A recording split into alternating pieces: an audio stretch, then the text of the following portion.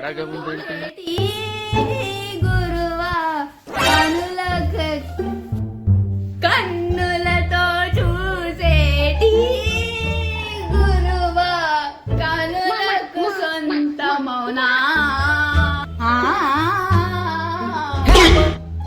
ఏం చేస్తున్నా?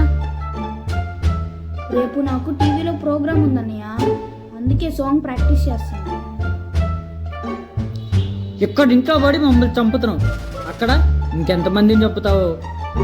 పోనీలే అన్నయ్య, నా వల్ల ఎంతో కొంతమంది పాపులేషన్ తగ్గిద్దిగా. నేను చచ్చిపోతా నేను బతకను నేను బతకను.